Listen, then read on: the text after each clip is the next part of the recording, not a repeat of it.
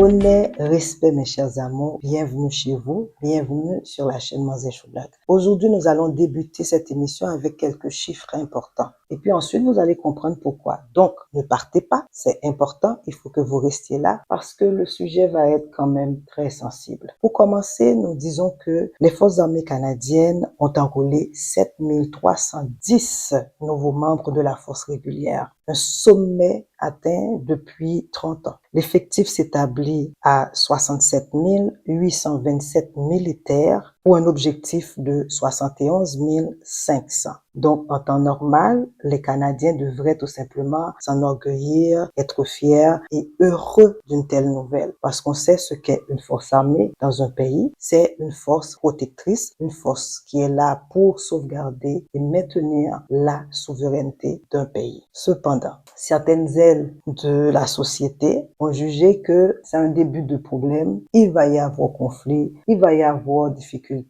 dans ce basse-cour-là. Alors, on va ting ting, n'est-ce pas, sonner l'alarme. Et c'est ce qui a été fait. Donc, pour continuer, je vais tout simplement vous laisser écouter cette vidéo-là.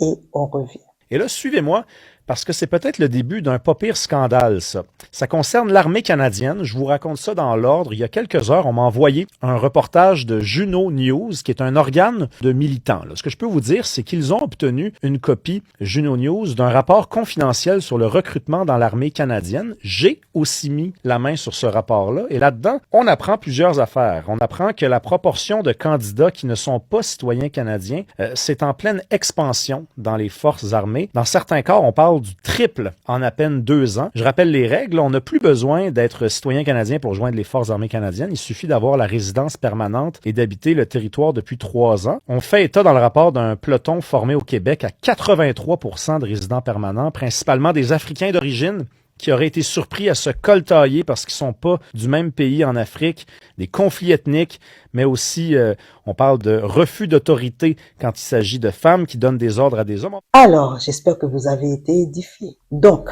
on va essayer d'être le plus longtemps possible objectif.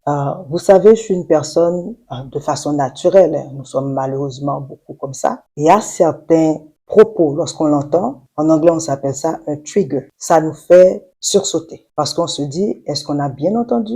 Est-ce que ce que je viens d'écouter là, c'est exactement ce que la personne a dit? Alors, on est un petit peu hébété. On essaie de comprendre la logique de certaines personnes. Bon, on peut comprendre pour un nationaliste, c'est sûr, cette personne va avoir ce genre de comportement et surtout si cette personne est éduquée, a été formatée pour sortir de tels propos. Et d'ailleurs, c'est ce qui se passe en Afrique du Sud, n'est-ce pas? Certaines personnes ont été manipulées, certaines personnes ont été dirigées vers des frères et des sœurs comme eux qui souffrent autant qu'eux et qui décident maintenant de les pourchasser, de les malmener et de commettre des actes inhumains sur ces frères et sœurs qui vivent sur le même continent. Alors, en ce qui concerne les conflits intergroupes, parce que moi, j'aime pas le truc ethnique, ça m'amène toujours à cette pensée coloniale. Donc, certains groupes ont toujours eu des conflits. Ça, c'est le propre de l'humanité. Et même les Yamnaya, entre eux, ont eu des conflits. Et jusqu'à maintenant, il y en a qui décident que telle personne a plus de grandeur que d'autres. Et c'est ce qui se passe en Europe avec le reste de l'Europe et les Russes. Donc, certaines personnes décident que tu es plus arien,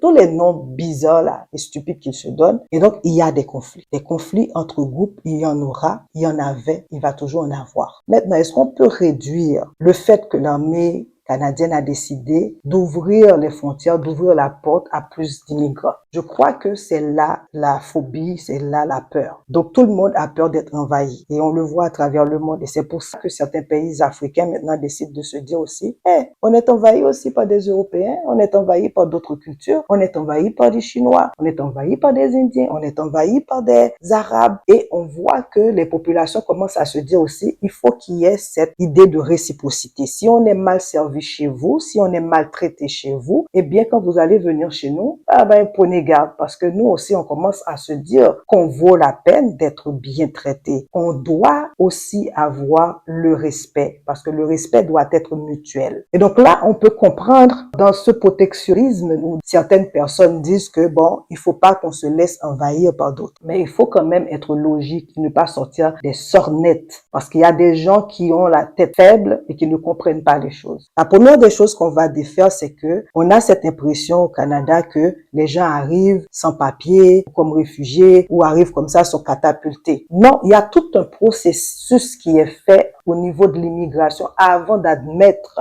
un étranger sur le territoire canadien, ce qui est normal parce que quand tu es un peuple souverain, tu veilles à ce que tu aies des bons éléments chez toi. Tu ne laisses pas n'importe qui venir dans n'importe quelle circonstance. Parce que même les réfugiés qui arrivent au Canada, il y a tout un processus qui se fait pour s'assurer au moins que cette personne-là dit la vérité et qu'on fasse une enquête dans beaucoup de cas. Est-ce que ça veut dire que le système est parfait? Non, il peut y avoir des failles parce que lorsqu'on traite avec des êtres humains, ben on a des êtres humains aussi qui ont des intérêts et qui vont en profiter. Ça, c'est le cas. Donc, ça veut dire que la corruption, elle est partout.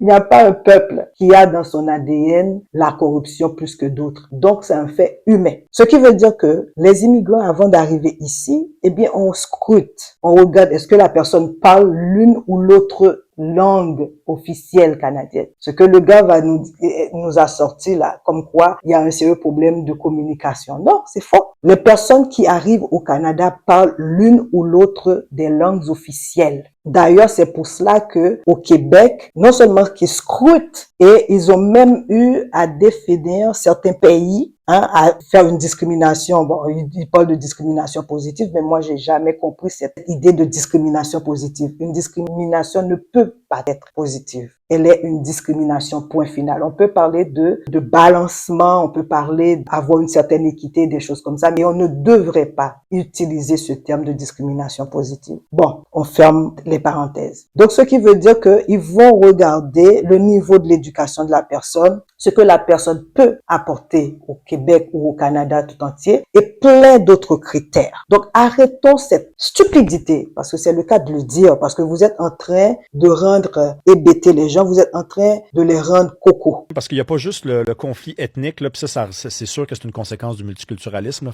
ça prend pas la tête à Papineau, là. Il y a les faibles compétences orales aussi. Donc, on parle de gens qui maîtrisent pas tout à fait le français, pas tout à fait l'anglais. Vous avez été dans l'armée, Monsieur Paulus, quand on n'est pas capable de parler, là, puis je pense que ça passe par la communication un petit peu, là, l'armée? Honnêtement, déjà, dans les forces canadiennes, il y a un défi de langue juste avec l'anglais et le français. J'étais sur une étude au comité de la défense il y a 2 semaines. On étudiait l'état du français dans les forces canadiennes, puis ça, c'est déjà un défi. Imaginez-vous, quand on arrive ici, qu'on parle ni un ni l'autre.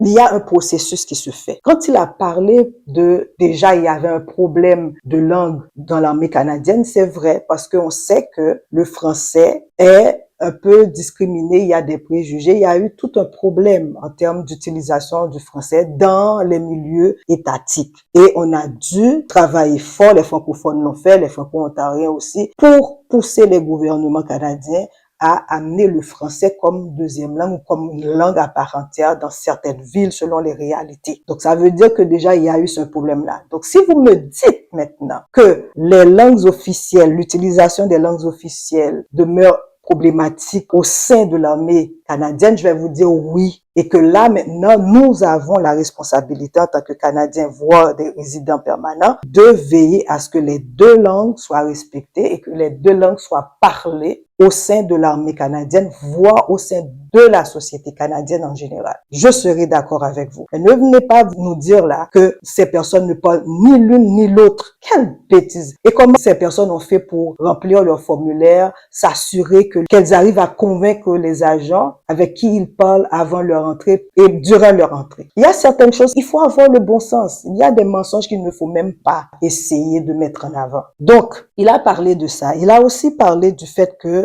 il y a un problème psychotique. Comme quoi, on a ouvert la porte pour que des personnes qui ont des problèmes psychologiques arrivent comme ça. Écoutez, on a déjà eu ces problèmes-là dans l'armée canadienne. On se rappelle de Somalie, ce qui s'est passé. Donc, ce n'est pas parce que la personne a subi nécessairement le test qui fait que la personne est droite dans son esprit et que la personne ne peut pas commettre des exactions ou ne pas avoir, comme on dit, des épisodes. Les militaires canadiens qui ont soumis ces Somaliens à certains services, vous allez me dire que c'est des personnes qui n'ont pas de problème psychotique. Donc, est-ce que l'armée canadienne va dire, OK, donc pour avoir tous ces Noirs-là, pour avoir tous ces immigrants-là, on va fermer la porte à ça, sachant que certaines personnes pourraient venir de certains pays pays qui ont vécu un génocide ou plein d'autres choses. Donc, soyons sérieux quand même. Il a aussi parlé d'autorité féminine. De l'autre côté aussi, il y avait des gens qui sont plus âgés, donc une moyenne, mettons, 35 ans, 40 ans, qui arrivent dans une formation. Là, il y a un instructeur, un Québécois, par exemple, là, qui a 25 ans, qui a un grade, puis il donnait des ordres. Ces personnes-là disaient non, moi, je vais pas écouter un jeune. J'écoute pas les ordres d'un jeune. Donc, culturellement, il y a une incompréhension totale de ces gens-là envers la façon que ça fonctionne, et ça a créé beaucoup de problèmes à l'intérieur du cours de ce qu'on peut voir dans le rapport. Là. Puis c'est très clair dans ce rapport-là.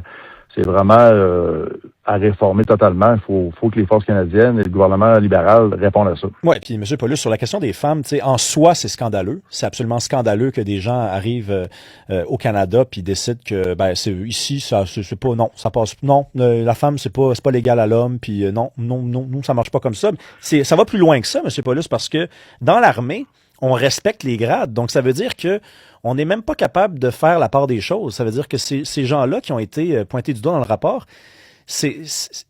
on s'imagine bien que dans leur vie courante, ils s'adressent pas aux femmes comme ils s'adressent aux hommes, mais même avec les règles de hiérarchie dans l'armée, ça passe pas. La femme est inférieure à l'homme. C'est pour dire que c'est ça les stéréotypes envers les Noirs. Donc tous les hommes noirs ne respectent pas les femmes et que tous ces hommes noirs ont ce problème-là avec l'autorité des femmes. C'est faux. C'est pas tout le temps. Ça n'a jamais été comme ça tout le temps. Déjà en Afrique, c'est pour ça que j'ai dit il faut qu'il y ait des gens qui savent ce qu'ils disent avant d'être accueillis sur un plateau ou d'avoir une interview radiophonique. Déjà au niveau historique, il y a toujours eu des femmes en autorité en Afrique, malgré la colonisation qui a été imposée par les Arabes et les Yamnaya. Il y a certaines sociétés africaines qui ont gardé cette réalité-là, c'est-à-dire d'avoir des femmes qui occupent des postes importants. Oui, c'est sûr qu'il y a des rétrogradés. Ça, c'est normal parce qu'ils ont été formés où et par qui? Par vous aussi qui nous ont inculqué l'idée que les femmes ne sont rien, que les femmes ne sont bonnes qu'à enfanter, qu'à être un objet sexuel. D'ailleurs, vos personnages les plus célèbres ont vivement rabaissé les femmes. Alors que,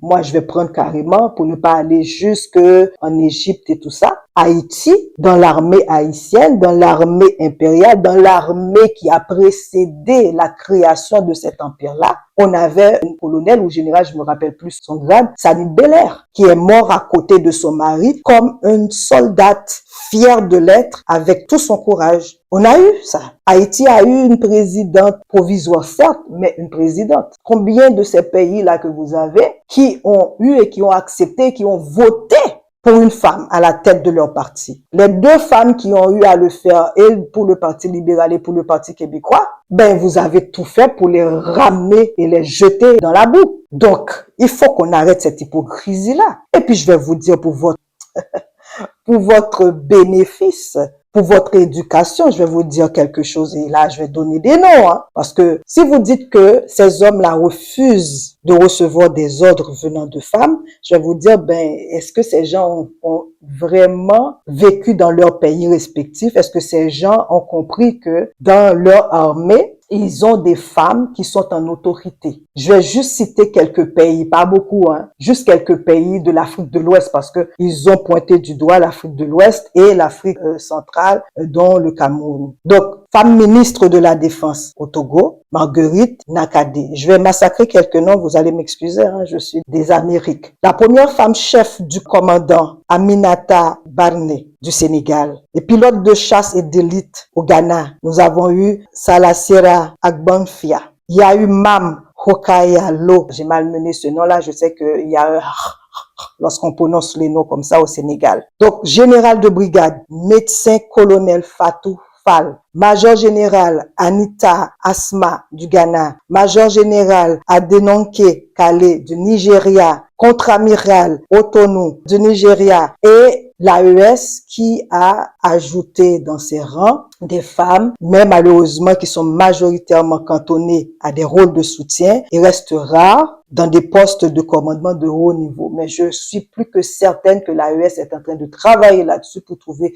des bons éléments, des femmes solides, capables justement d'occuper des postes de haut niveau. Donc ça veut dire que les Africains, de par leur culture traditionnelle, ont cette réceptivité à recevoir des ordres des femmes. Il reste quand même, la majorité de ces Africains que j'ai vus et que je côtoie, que je vois, sont des Africains qui ont adhéré à des religions autres de leur religion traditionnelle, qui ont cette difficulté à recevoir des ordres ou à avoir une femme à côté d'eux. Et quand je dis à côté d'eux, cette affaire d'histoire que les femmes sont derrière les hommes, eh bien, il y a des hommes africains qui ont dépassé ça, qui ont dépassé tout ça. Donc, comment on peut expliquer qu'un homme africain venant dans un pays Yamnaya, qui suit les médias, qui savent pertinemment que dans ces pays-là, le pouvoir féminin est mis de l'avant, ou du moins les femmes, les féministes continuent de travailler, de pousser la société à les voir autrement et à occuper des postes de pouvoir, et que ces hommes vont arriver, mon homme malin, se dire que non, on n'accepte pas d'ordre venant d'une femme. Et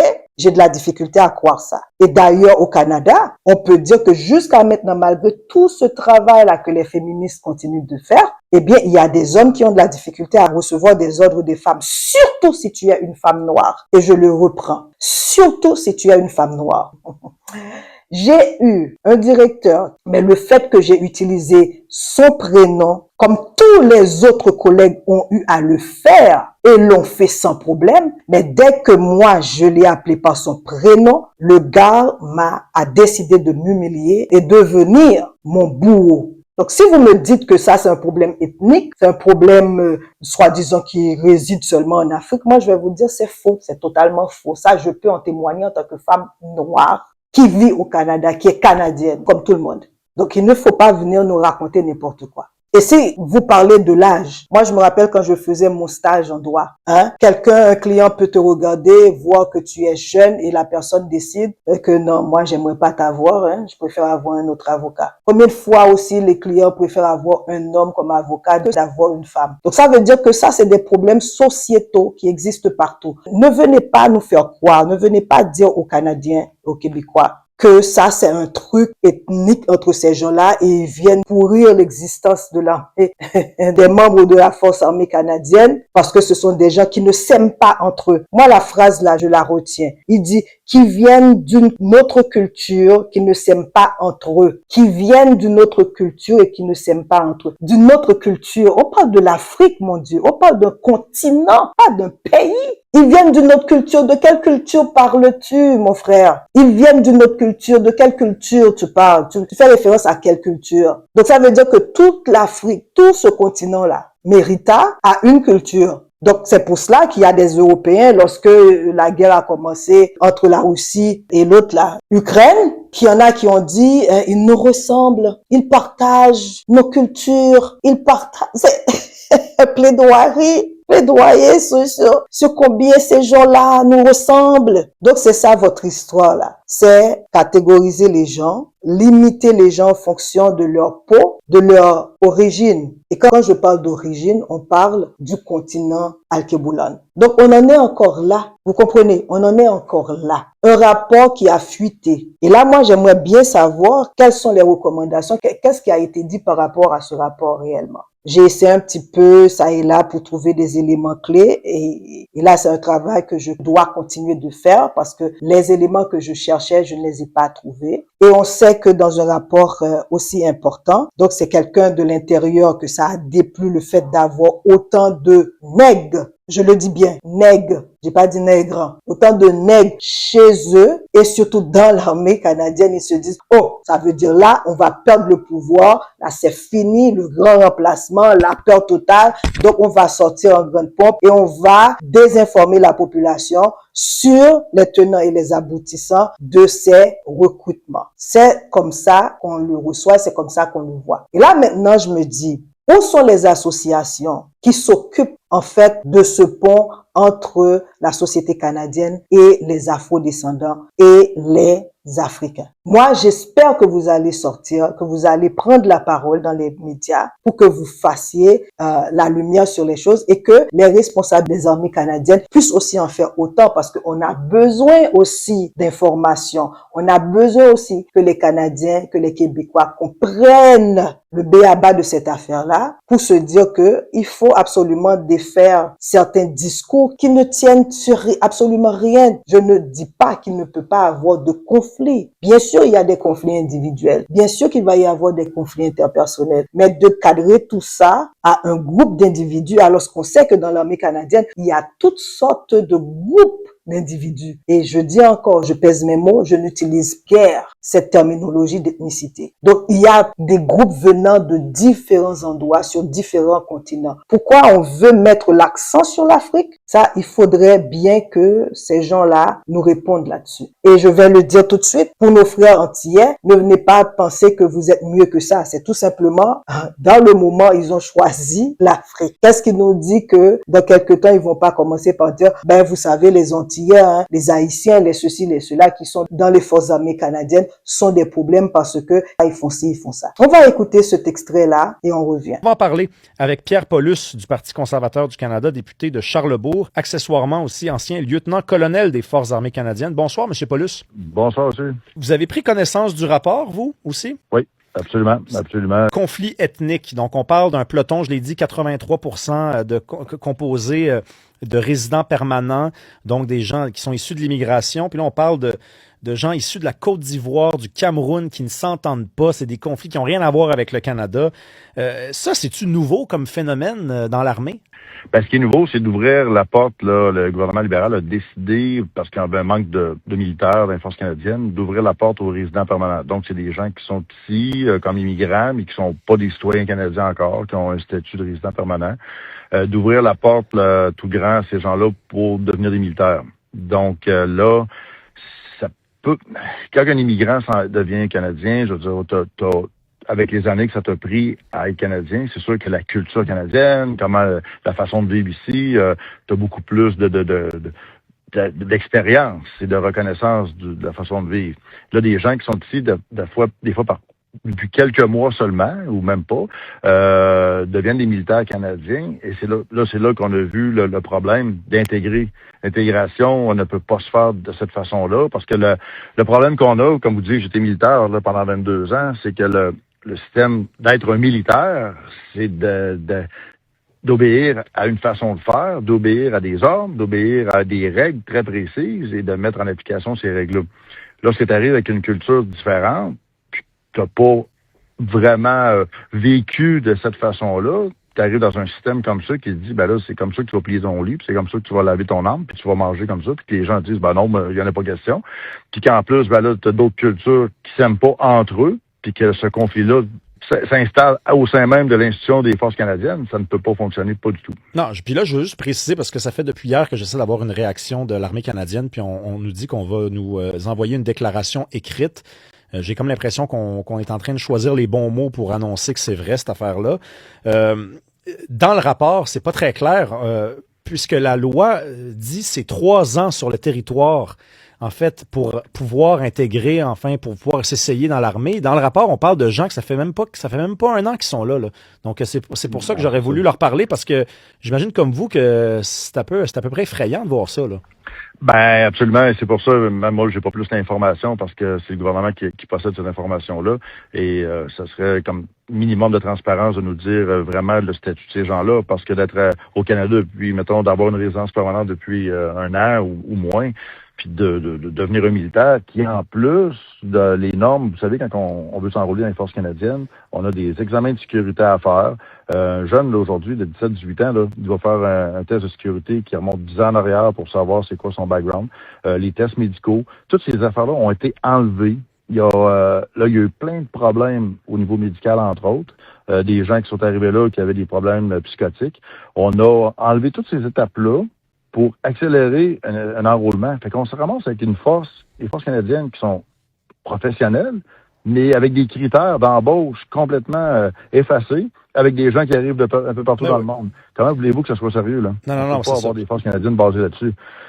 Alors, vous voyez, c'est des choses qu'il faudrait au niveau social en tenir compte. C'est pas anodin du tout. Il y a toujours un timing derrière ce genre de discours. Il y a toujours un timing derrière cette façon de faire. On veut absolument faire comprendre qu'il y a danger. Donc, puisqu'il y a danger, là, on allume le thermomètre de la xénophobie. Et aussi, ce que ça fait, c'est que les communautés immigrantes vont avoir cette hantise, cette peur qui va être installée. Mais je dois vous dire, si vous n'êtes pas hypocrite aussi, pourquoi, selon vous, l'armée canadienne va essayer de changer les règles, les exigences pour admettre plus d'individus si tous les Canadiens, comme monsieur a insinué, plus jeunes, qui sont en forme, veulent intégrer l'armée? Vous pensez réellement, avec la culture canadienne, qu'on va prioriser l'étranger au détriment des Canadiens dits de souche?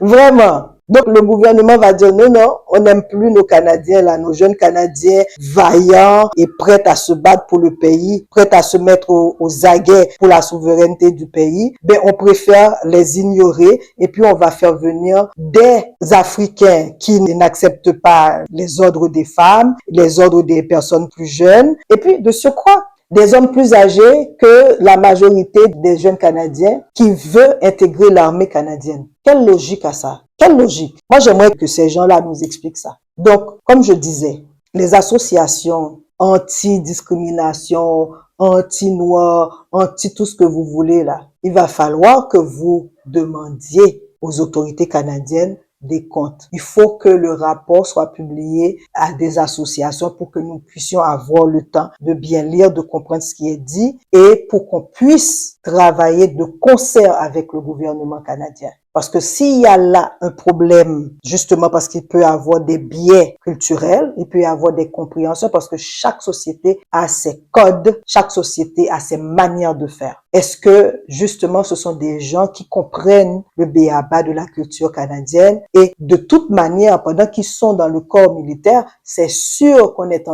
les forme. Et je ne pense pas qu'on les forme uniquement à manier des armes. On les forme aussi sur la compréhension culturelle canadienne et ainsi de suite. Donc, soyons lucides, restons intelligents et faisons les choses de telle manière à avoir une harmonie au sein de nos communautés, au sein de nos pays. Parce que faire peur aux gens, faire peur à la majorité ne va jamais régler quoi que ce soit. Si le Canada a fait appel à des immigrants pour augmenter son effectif, c'est parce qu'ils ont jugé qu'il y a là un problème. Est-ce que les Canadiens sont réellement aptes? Est-ce qu'il y a une forte demande de Canadiens, de jeunes Canadiens à intégrer les forces armées canadiennes? Il faut se poser ces questions-là. Donc ne venez pas nous alarmer, ne venez pas afficher vos discriminations, vos préjugés envers des groupes sous prétexte que, oh non, c'est pour le bien des Canadiens. Je pense que ça ne va plus passer parce que les gens sont éveillés, les gens sont intelligents et les gens suivent l'actualité. N'est-ce pas? Faites pareil. Regardez, suivez l'actualité, éduquez-vous parce qu'il y a certains propos qui sont dits là. On sent qu'il y a là des faiblesses. Éduquez-vous, ok? Bon, sur ce, j'aimerais savoir ce que tu penses. J'aimerais savoir ce que le gouvernement canadien peut faire pour justement atténuer ce problème-là. Alors, je vous attends. Et comme vous savez, bon, on a déjà tout dit, on va pas ajouter des choses pour ajouter des choses. Vous avez compris. Nous allons tout simplement nous quitter. Et je vais vous dire, Kiembe Jam Palagé, bisous, beaucoup d'amour et à la prochaine. On reste solide. On reste solide. Et on garde l'objectivité malgré tout. Parce que